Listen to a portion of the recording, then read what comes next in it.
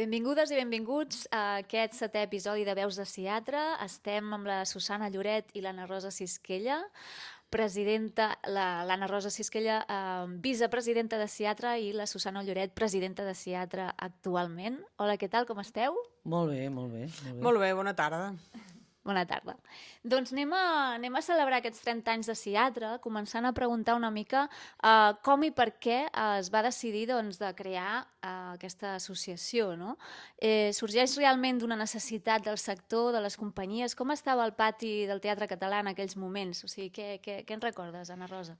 Bueno, recordo que efectivament hi havia moltes companyies que venien del teatre independent que tenien d'alguna manera l'energia i el poder i la pulsió de portar bastant al Teatre a Catalunya, no només a Barcelona, sinó a tot el territori, tot Catalunya, i d'alguna manera no teníem cap organització en defensa dels nostres drets, de les nostres històries. I en aquell moment, a més, va sorgir el projecte del Teatre Nacional de Catalunya, quasi bé et diria en paral·lel. I llavors vam pensar, bueno, està molt bé que sorgeixi un teatre nacional, però el que no pot ser que el teatre nacional o les institucions públiques del país abandonin la feina que porten 20 anys fer-les les companyies de teatre independent, que havien treballat molt i molt i molt i molt a tot el territori. Llavors aquí va haver-hi una mena de confrontació amb el projecte aquest, entre cometes, institucional, de pro, és a dir, de gran fardera, no sé com dir-ho, I llavors què va passar? Que nosaltres vam decidir que faríem una associació per defensar la feina de totes les companyies de teatre independent que portaven molts anys, començant per joglars, comediants i totes les altres, que portaven anys i anys i anys recorrent el territori. Perquè cal dir que ara mateix l'Anna Rosa és la vicepresidenta, però ha estat 22 anys, no? Ha precedit la Susana, en aquest cas de presidenta de Ciatre, i ha fet també molt bona feina. Quan dius nosaltres, de dir nosaltres vam crear, a qui et refereixes? A aquestes companyies que has mencionat ara? Sí, jo em refereixo a les companyies de teatre independent, a totes les companyies que ens vam juntar, que crec que al principi no sé si érem 15 o 16 companyies, que portaven molts anys ja treballant a Catalunya i a la resta de l'estat espanyol, Vull dir, perquè eren companyies que circulaven per tot l'estat espanyol i que ens sentíem desprotegides institucionalment. Hi havia molt poc recolzament i en canvi va sorgir una mena de recolzament importantíssim amb un teatre públic que per nosaltres era llunyà, perquè era un teatre públic que d'alguna manera s'emulava o s'assemblava a un teatre públic francès o un teatre públic que d'alguna manera tenia un suport institucional molt gran, quan aquí hi havia hagut tota una sèrie de gent treballant que no havia tingut molt poc suport. Aquí va haver una confrontació. Molt bé. Recordes alguna anècdota especial així de les primeres reunions o moments decisius, algun moment decisiu així especial, a part d'aquesta creació de Ciatre en si? Home, més que moment especial, recordo una anècdota, que és que quan el senyor Flotats va inaugurar el Teatre Nacional de Catalunya va fer un comentari que deia, perquè nosaltres vam intentar que dintre del Teatre Nacional de Catalunya hi hagués un apartat, amb molt bona fe, de que d'alguna manera es dediqués una part del pressupost a les companyies catalanes que existien. I el senyor Flotats va dir que no, que ell volia totalment independència i que no volia fer res. Llavors, el dia de la inauguració va dir, aquests gats baladrers, els gats baladrers érem les companyies que d'alguna manera ens havíem queixat de cara a les institucions de que no s'acceptés d'alguna manera fer un pacte amb el senyor Flotats amb un teatre nacional. Aquí va haver-hi una primera confrontació important que ens va, d'alguna manera, dinamitar a defensar encara més la nostra associació. Que bé, que bé. Susana, ja que estem aquí, no, i aquests 8 anys també són molts anys, no, liderant també aquesta presidència de Ciatre, tu recordes també algun moment així, algun moment que diguis, mira, m'agradaria com recordar especialment aquest moment? Ostres, no ho sé, no sé. No saps què dir-me ara? No, així concret no. No sé. Però jo podria, doncs... Jo el que recordo és el dia que la Susana va dir que sí que agafaria la presidència, perquè realment ha estat molt dur. Pensa que d'alguna manera l'associacionisme és una cosa que no es cobra res, que són moltíssimes hores. Jo un dia vaig calcular que dels 22 anys que havia fet de presidenta de Siatra, gairebé la tercera part d'aquests anys els havia dedicat a la defensa de l'associació i del teatre sense cobrar res. Llavors, clar, això és molt fort. Llavors, quan la Susana... Jo crec que no vaig dir que sí, Jo crec que va ser... Jo crec que m'ho vaig trobar-ho, però dir que sí no tinc la consciència jo d'un dia dir que sí. La vam apretar. Ara, també t'he de dir una cosa que li vaig dir a la Susana. Quan vam fer l'associació de teatre, es va crear la Federació de Teatre de l'Estat espanyol, és a dir, de totes les associacions... FAETEDA, les associacions de tot l'Estat. I llavors, això que va ser també molt conflictiu i molt liu, de qui manava i qui no manava i tal, però va ser molt... Realment era molt important i era molt interessant sentir les problemes i les vicissituds de tot l'estat espanyol. Perquè a vegades ens pensem, ens mirem al malic, ens queixem aquí del que ens passa, ens queixem moltes coses, però quan veus a tot l'estat la gent del teatre com sobreviu, en el fons et sents amb un privilegi molt gran. No, amb privilegis. Perquè aquí, a pesar que tenim un país i molta gent i molts problemes, però tenim a vegades unes situacions molt més confortables que d'altres associacions de tot l'Estat que tenen poquíssim recolzament, tenen poquíssim i el públic capacitat de producció i tal. Per tant, està bé a vegades formar part d'una associació que et fa veure de veritat qui ets i on estàs. Sí, i això que explica l'Anna Rosa no només passa a nivell de federació, que veus això, Jo sempre dic, quan em pregunten per lo de la presidència i de teatre, a part de tot això, de tota la feina, de tot el dia a dia, que això sí que és dur i que et treu molt temps i tot això, sempre et dona l'oportunitat, que jo crec que això és la part xula, no? De fer com un zoom, d'obrir la panoràmica. O sigui, les companyies estem molt obsessionades amb el nostre dia a dia, hi ha molta dificultat, no? Però de cop i volta, quan estàs a un lloc així i obres la mirada i veus tots els fronts i veus com ho veu l'administració des del seu costat, com ho veuen les companyies, les diferents companyies, les dificultats, és enriquidor això, perquè tens un coneixement molt, molt, molt més ampli del que tu tenies, no? Perquè tu lluites molt pel teu dia a dia, però no ets tan conscient. I aquesta part és xula, de conèixer tot això, no? Totes les parts, no?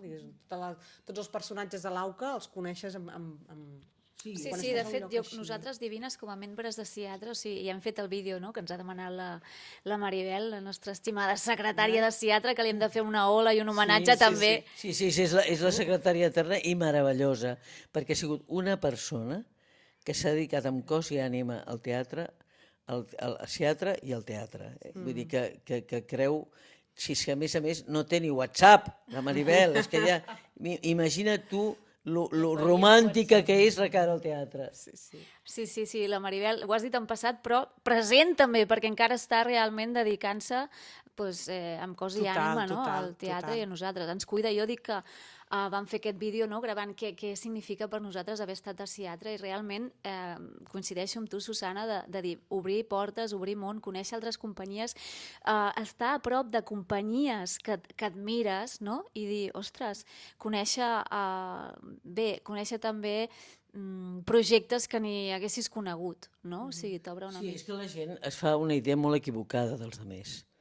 Normalment sempre és molt transversada i es pensa que tu guanyes molts diners, no tens dificultats, tot és molt fàcil, i llavors quan comparteixes això del dia a dia i expliques els teus problemes i les teves històries, la gent comença a descobrir algú que no coneixia.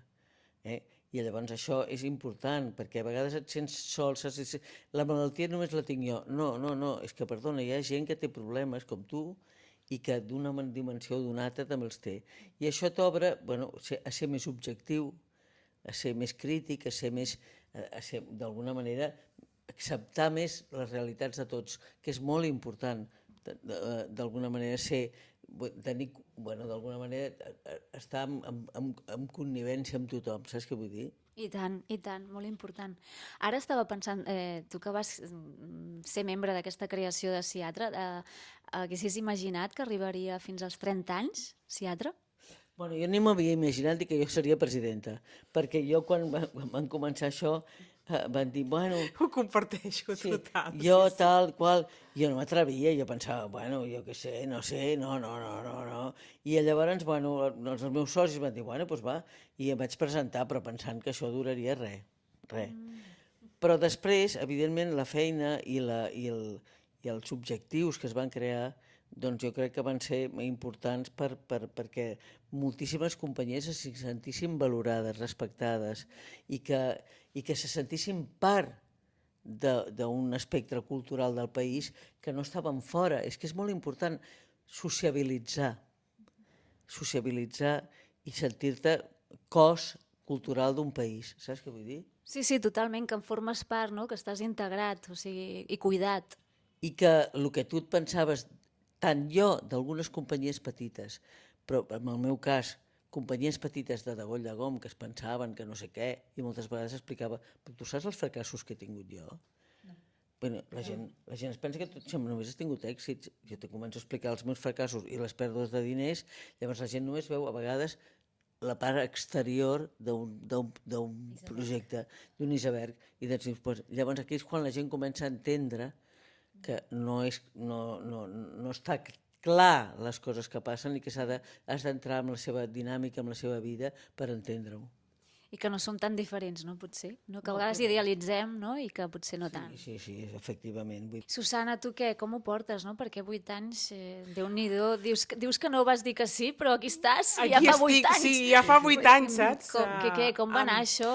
No sé, com ho jo vius? la primera experiència que vaig tenir, bueno, vaig començar i també és el que l'Anna Rosa, tampoc ni m'ho havia plantejat, ni jo em vaig postular, ni era un objectiu, simplement estava a Siatra perquè nosaltres som companyia de territori i sempre vaig pensar que era superimportant estar a l'associació, sobretot per estar connectat i saber el que passa, perquè és superimportant. La teva companyia ja té 25 anys, no? La meva O companyia té 26? 26 anys, ja. 26 anys, que és Cascai, Cascai Teatre. I estem a Girona, i llavors sí que és veritat que necessites com aquest punt de connexió amb el que està passant i sobretot amb el que passa a Barcelona, perquè aquí és on passen les coses, no? Llavors, la nostra opció d'estar a Siatra va ser des del principi claríssim, per principis havíem de ser-hi, però jo mai m'ho vaig plantejar ni ser la presidenta, ni molt més, i a més ho veia com algo de que la presidència portada des d'algú de fora de Barcelona que no encaixava com massa, vull dir que no va ser una proposta. El que passa que va ser l'Anna Rosa, que ella volia fer un pas al costat i em va com enredar primer a la federació i després aquí.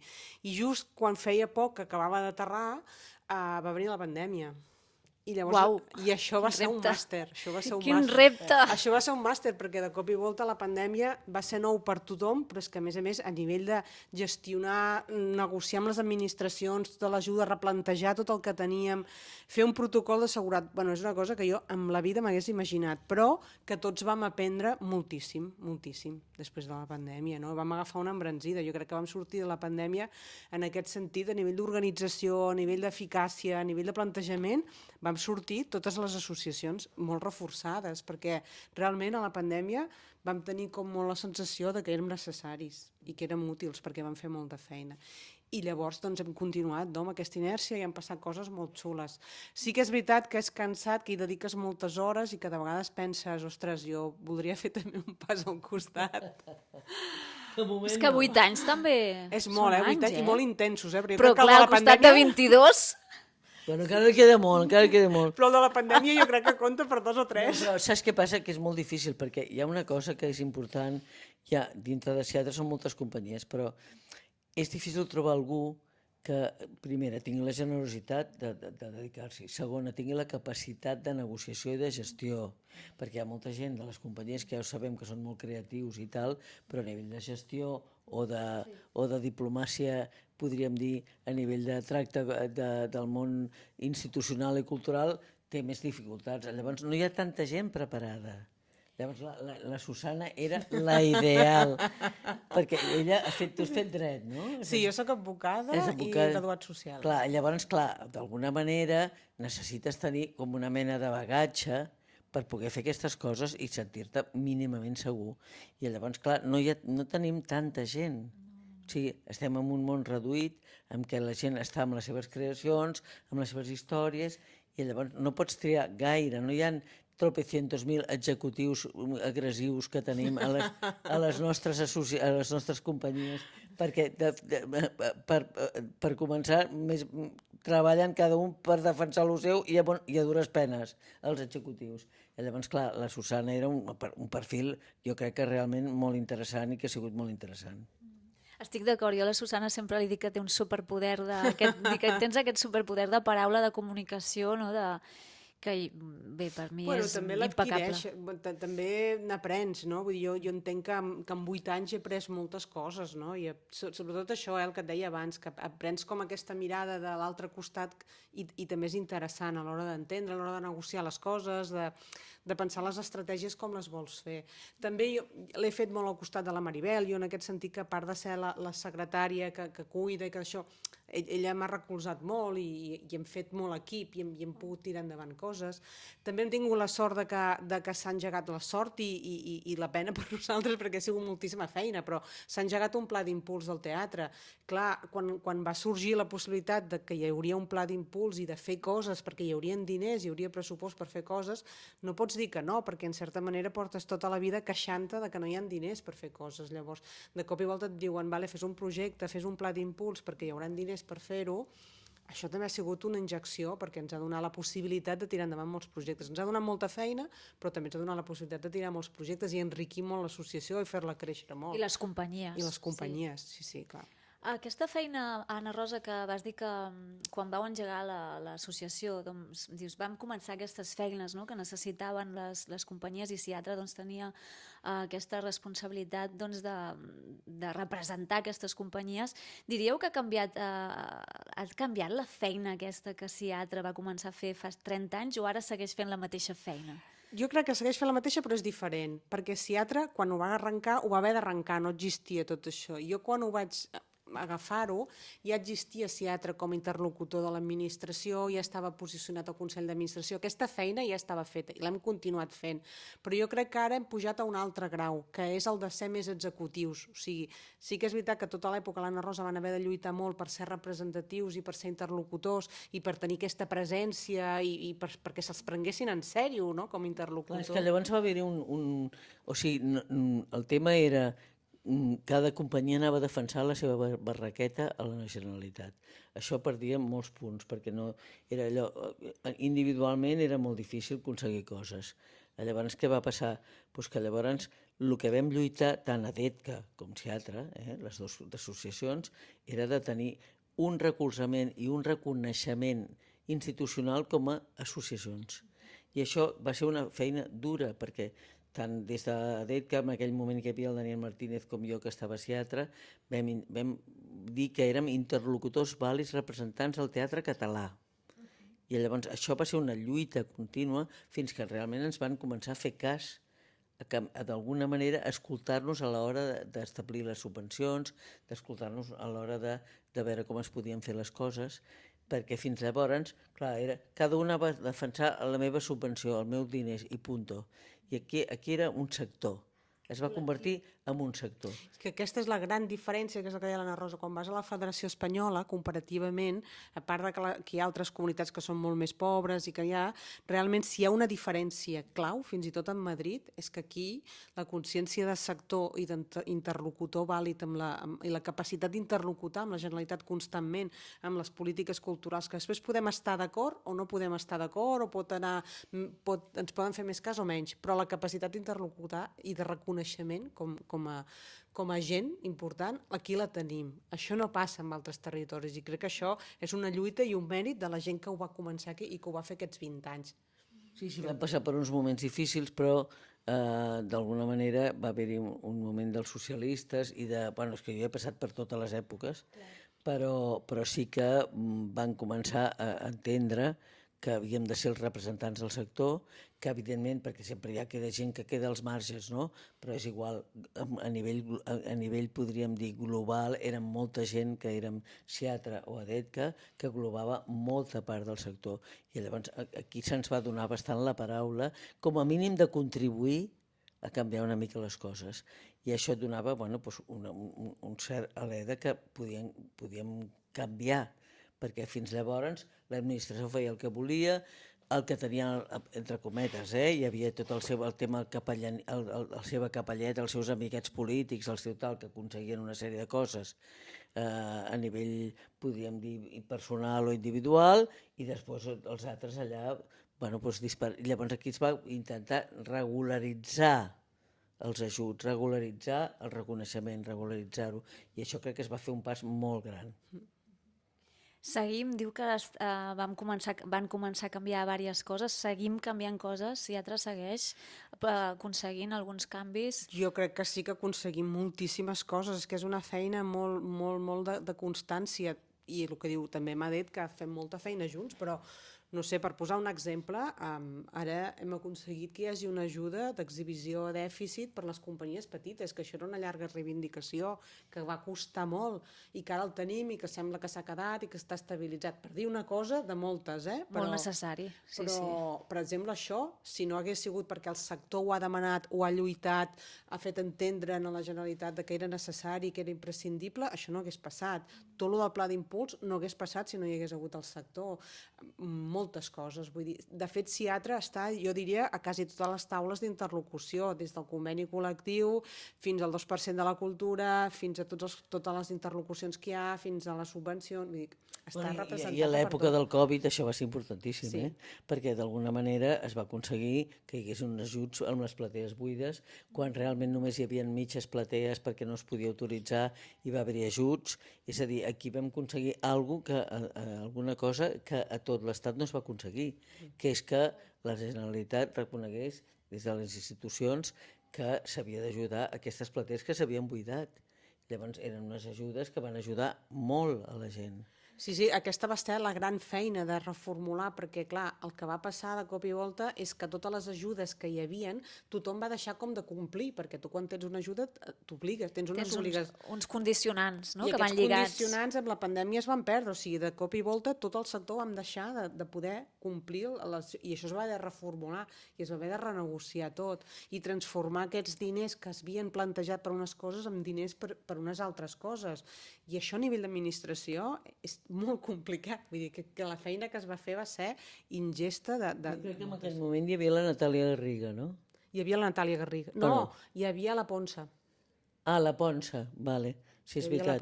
Bueno, hem tingut jo crec que dos consellers de Cultura molt bons, que eren la Ponsa i la Natàlia Garriga, que realment estaven molt al costat de la professió i van ajudar molt. Sí, jo crec que, mira, abans que deies de moments, jo el moment que ens va convocar l'Àngels Ponsa en una reunió online perquè ja no ens podíem desplaçar i plorant perquè li queien les llàgrimes ens va dir tanquem, o sigui, hem de tancar tots els teatres perquè els hem de tancar tots, quan el dia abans havíem estat negociant coses encara amb elles.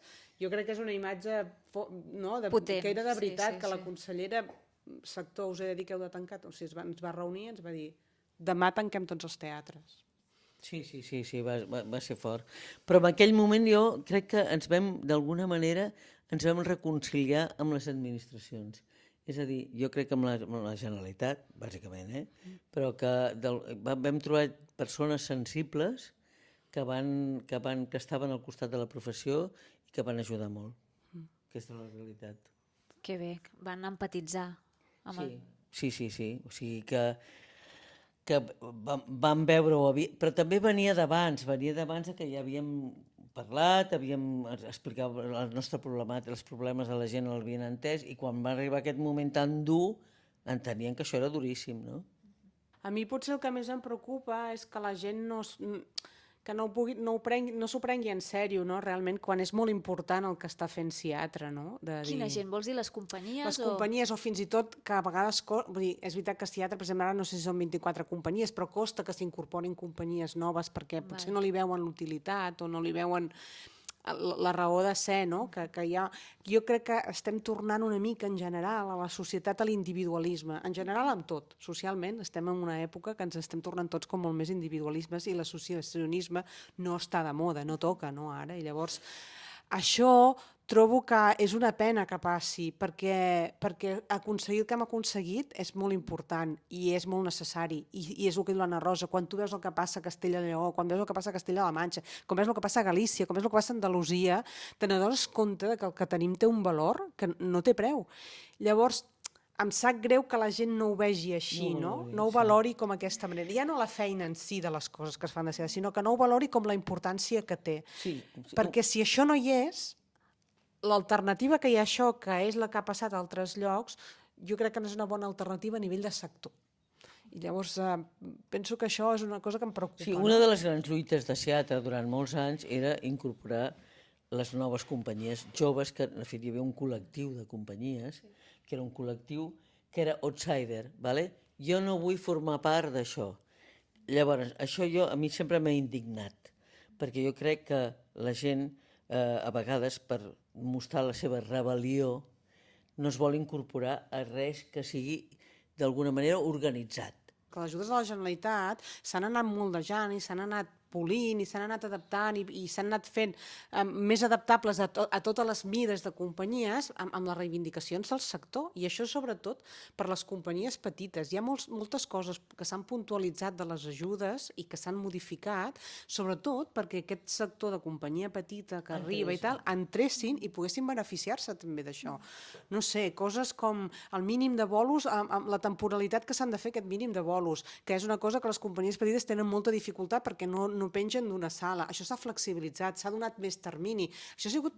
O sigui, canviar una petita cosa d'aquestes és una tasca de molt de temps, de molt insistir, d'explicar-ho molt, d'explicar-ho a un conseller, d'explicar-ho a l'altre, un director general, d'explicar-ho molt. Vull dir que després jo crec que la gent també es beneficia d'això, però que no és conscient d'on ha sortit això o com hem arribat aquí. O, per exemple, el tema de les plurianuals. Abans hi havia un tipus, un model i prou de plurianual. Vam aconseguir que n'hi haguessin 3, que hi ha 3 categories, A, B i C, que això permet haver-hi una categoria més ajustada a les condicions i els condicionants de les companyies petites perquè puguin créixer. I hi ha moltes coses, no? Llavors, no tenir consciència d'això o no voler-ho conèixer, a mi també em preocupa, perquè penso que és un desconeixement voluntari, no només, no? I llavors, quan és un desconeixement voluntari, que és el que et dona l'excusa per no implicar-te en coses així, em sembla un error. Em sembla un error en contra, però en contra d'aquesta gent més jove i que comenci tal, perquè de fet els que estem ara aquí liderant això i portant, ja el camí el tenim com marcat, el tenim com dibuixat, tenim els coneixements, però si això és una cosa que els beneficiarà a tota la gent que ve de darrere, i que no posin valor a això sense haver-hi una alternativa, perquè si em proposessin una alternativa o hi hagués un altre camí millor, doncs em semblaria fantàstic, però jo no el sé encara aquest camí millor. Llavors, aquesta manca de consciència de la importància que té això, ja no només de Seattle, sinó de DETCA, de tot el que han fet les associacions, de tot el treball que s'ha fet amb la Generalitat, doncs és una cosa que de cara a futur a mi em preocupa perquè penso que...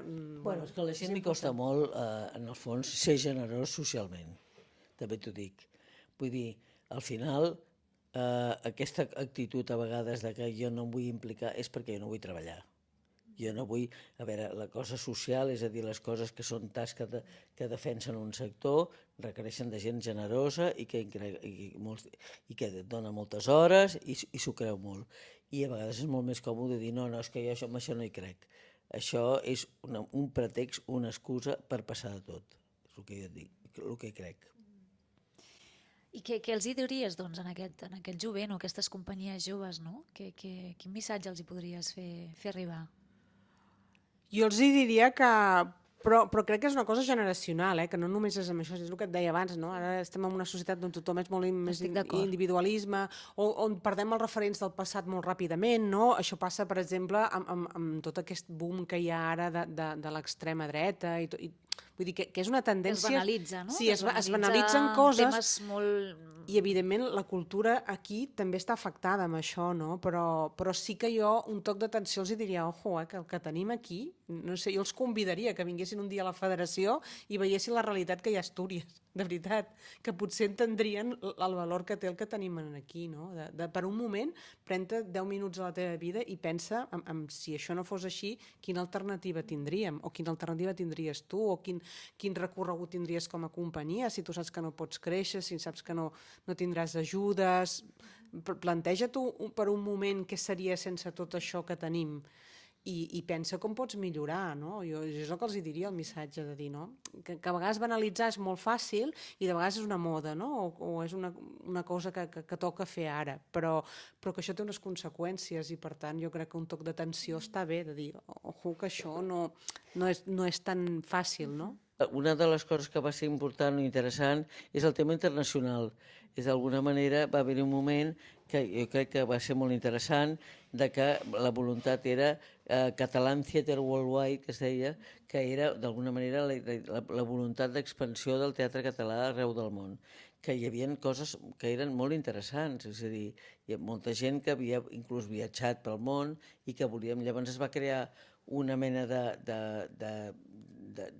d'eventos que fèiem, que va haver el moment més brillant que el Teatre Nacional i el teatre, o sigui, no sé, que amb les seves tres sales i tot això, vam fer una exhibició de workshop, no, de workshop... El Com en Si es deia. Com en Si, no, però el que eren... Bueno, Showcase. Showcases, això, showcase, ara dic workshops.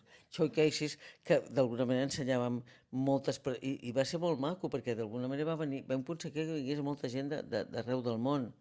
Això, com sempre, com que era una cosa que portava Seatre i ho liderava Seatre, finalment es va una mica avortar perquè les pròpies institucions ho van captar i al final ho van avortar, perquè en aquell moment hi havia molta voluntat de que les companyies exhibissin els seus projectes en unes condicions molt bones i que va ser molt, molt meravellós. Això va ser una de les coses interessants que vam fer durant bastant temps i que finalment, ja et dic, a vegades quan les institucions absorbeixen les iniciatives privades, el que acaben fent és destruir-les, que és el que va passar. Perquè llavors nosaltres teníem molta voluntat i moltes ganes i vam aconseguir portar més de 100 o 100 i pico programadors de tot el món que venien a veure això i al final es va anar diluint. Això va ser un període interessant de la nostra trajectòria. No vol dir que no obris portes, perquè sempre obres portes. En el fons devia quedar alguna d'aquelles iniciatives. Alguna cosa més? Bueno, en el cas ara del Pla d'Impuls hem aixecat la Fira Terres, que jo crec que això també és un punt d'inflexió per Seatre, no? Que era una cosa molt reivindicada, perquè la Generalitat sí que és veritat que va articular una sèrie de mercats estratègics que existeixen al nostre país, però que no n'hi ha cap de teatre de text, de sala, que els mercats que han muntat doncs, són de circ o són de joventut i infància, però no n'hi havia cap de teatre d'adults, i llavors això era una reivindicació també de les companyies, no? Perquè és veritat que en el seu moment ningú va fer-ho perquè ja hi havia... És veritat que Barcelona té molt d'aparador i que té moltes propostes de teatre d'adults, però fora de l'àmbit aquest de Barcelona no hi és. Llavors, Seatre va proposar de fer la Fira Terra, s'ha fet la segona edició, crec que estem supercontents, han vingut al voltant de 300 persones acreditades, hem fet 14 funcions, hem pogut convidar comunitats autònomes de fora, s'han fet 300 reunions ràpides. Vull dir que...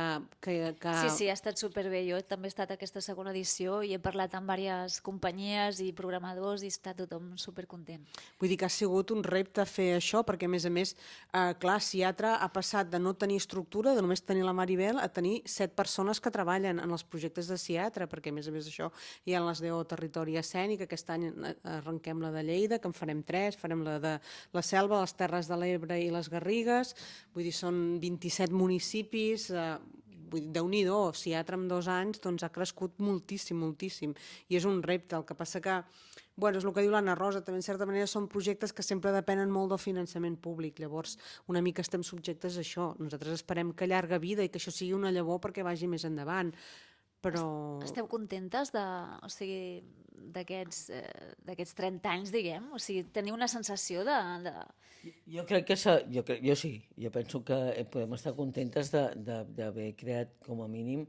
Jo ho veig amb les companyies que hi ha ara, que inclús et diria que moltes eren com gairebé una mica reticents o que no creien amb la utilitat, que se n'han anat donant compte a poc, perquè clar, tu pagues una quota, Vull dir que, però en canvi la gent no se'n va. Per què? Perquè estar informat, saber què està passant al teu país és importantíssim. La gent s'ha conscienciat de que el coneixement del teu sector, i no només el coneixement, sinó la sinergia amb els companys, i tot això és molt important. Després també hem treballat per Ciatra els últims anys per tenir un banc de recursos, que crec que això és molt important per a les companyies. I el banc de recursos hi ha des de cursos des de formacions, hi ha acompanyament a l'hora de demanar subvencions, hi ha moltes coses que són molt pràctiques, que les hem pogut aterrar. Jo crec que això és una gran ajuda. Jo crec que sí, que jo me n'aniré de la presidència algun dia. Quan et deixin, quan et deixin. El 22 te queda un rato, Però jo crec que estaré contenta, perquè el que hem fet ho hem fet amb honestedat, ho hem fet amb ganes, hi hem dedicat cos i ànima i hem aixecat coses. Aquí no hi ha una estratègia política que ningú es vulgui posar cap medalla, podríem dir política, sinó tot el contrari, una medalla social de contribuir, d'ajudar, perquè com que tots som de base, tots d'alguna manera estem sent companyies que tots passem i hem passat per les vicissituds que se sap que hi ha, doncs ens alegra bastant ajudar a tothom. I dic això, i la gent que es conscienciï de que finalment pertany a una associació és important. És important no anar sol pel món, sinó crear un grup de recolzament als teus problemes, i que això t'ajuda moltíssim a tirar endavant. Totalment. I que és una professió molt bonica, però si és compartida encara millor, no? Exacte. O algun somni, no? Alguna, no sé, alguna cosa, Home, algun Ciatra desig. sempre ha tingut un somni, que jo penso que això seria meravellós si algun dia passés, i és de tenir un focus a Barcelona. És veritat, hem aconseguit tenir la fira, hem aconseguit activar un circuit de 27 municipis, hem aconseguit coses, però mai ha tingut un focus aquí. Un focus vols dir una oficina que diguis No, un puc focus anar... no, vull dir tenir un festival, o tenir una setmana, per exemple, o tenir 15 dies allò d'exhibició a Barcelona amb companyies de Ciatra, o companyies del perfil de Ciatra. Jo crec que aquest és un tema pendent, que estaria molt bé poder-ho. Això s'havia treballat molt al voltant del teatre grec, perquè clar, hem passat per moltes demandes que després s'han avortat, però una d'elles era que d'alguna manera la gent, sobretot companyies del territori que no tenen possibilitats d'entrar a Barcelona, d'alguna manera tinguessin una opció de tenir unes setmanes d'exhibició a Barcelona, perquè la gent d'aquí, però la gent de fora, de Catalunya, és molt difícil que pugui entrar en teatres comercials. Tampoc en teatres públics, perquè el teatre que fa Ciatra és un teatre que molt circula pel territori, té una sensibilitat o una manera de fer que d'alguna manera s'acopla molt a lo que és la cosa territorial, però en canvi la gran ciutat, aquesta urbe, que és una miqueta, entre cometes, molt més snob o molt més... hi ha coses que d'alguna manera les expulsa, val? I llavors, de fet, buscàvem una manera de que això pogués tenir una inclusió dintre del que seria Barcelona. Però això, què vol dir? Que vam proposar al seu dia que 3 teatres de Barcelona potser s'ajuntessin per fer al costat del grec una mena d'exhibició.